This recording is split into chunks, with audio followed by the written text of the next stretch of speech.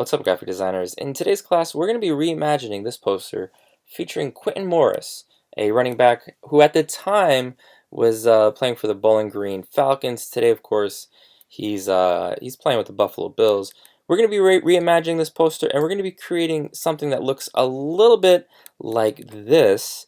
And so here we've got Charlie, we've got also the distorted text, we've got that shadow effect, and I'm going to break down precisely how to create this visual. And we're going to start, of course, with this. So the first thing that we're going to want to do after we open up this image is we're going to find our athlete. And I'm going to grab Michael Lieberman. I'm going to pop him in, and we're going to position him probably right there. I'm going to hide him right now. We're going to create a new layer, and now we're going to need to add that text. So for Quentin Morris, it said first. For Charlie Turner, it said Gators. You're going to want probably a 5 or 6 letter word or adjective describe the relentlessness and the intensity of an LMU athlete. And I know Michael Lieberman pretty well, and so the text that I'm going to use is elite. He's an elite shooter. So we're going to add some text layer, and then we do not want to use a font like this. Instead, I'm gonna go with Mont. I like that simple, heavy font. I like that.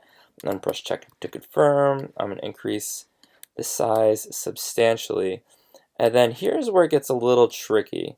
All right, so I'm gonna have it like so, and then if we go, you guys check this out. If we go to Edit, Transform, we've got Scale, Rotate, Skew. However, Distort and Perspective are sadly not options.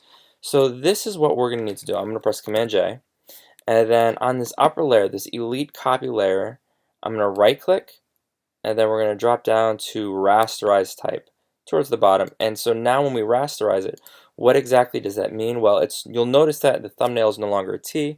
If we press the letter E for eraser, we can simply erase this text, and we can manipulate this text as if it was any other image layer. So now what we can do is return to Edit.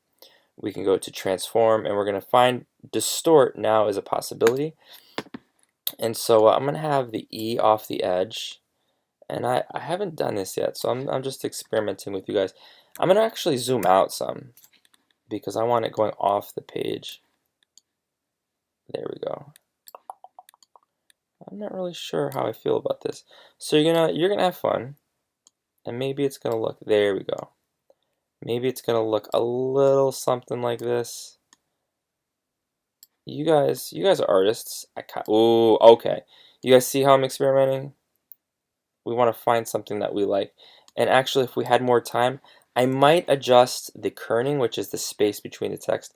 I might have it a little bit closer, but you know what? I'm good with this for right now. Beautiful. All right, so now I'm going to return Michael Lieberman, and you'll notice that even though that text is distorted, we can still see clearly what it says underneath, right? Okay, and now what we want to do, just like with Charlie, we want to add this shadow, just like with Quentin Morris. We see the shadow down here. How exactly we're going to go about doing that? Well, we're going to press Command J. We're going to make a copy, and then what I'm going to do now is I'm going to hold Command, and I'm going to command click the thumbnail itself, the athlete PNG. I'm going to create a new layer above it, and I'm going to swap black to the foreground. I'm going to use the paint bucket. Bam. All right. This is where it gets fun. I'll zoom in a tad. I'm going to press Command D, and just like before, there's a few different ways we can do it. Well, I'm actually going to drop this underneath Michael, and I'm going to actually hide one of those layers of Michael. I'm going to press Command T, and we do not want to distort it proportionally. So I'm going to go like this, and so this is one way we can do it, and I'm going to rotate it, and I'm going to increase the size a little bit. So I'm kind of experimenting right there. And then if we like that, we can press check to confirm, and then we can even still go to Edit Transform, and we can now distort just the way we did that text. Yikes. You're going to grab one of these transform controls, and this takes a little bit of practice figuring out what looks good. So let's pretend, I don't know how you guys feel about this, let's pretend we like this. And again, this is a super subtle feature, so it's not that serious. Clearly shadows are not that dark. I'm going to press V. I'm going to drop the opacity to 20%, maybe 30%. And for a moment, actually, I'm gonna press 0. I'm gonna bring it back to 100 because you're gonna see something new and kind of amazing. Um, so we want this to have like sort of a blurry edge because that's captures the essence of a shadow, right? So what we're gonna do is we're gonna go to filter, we're gonna go to blur, and we're gonna go to Gaussian blur. It's the 5th one down. And whoa, so this, I think the default is like right around here.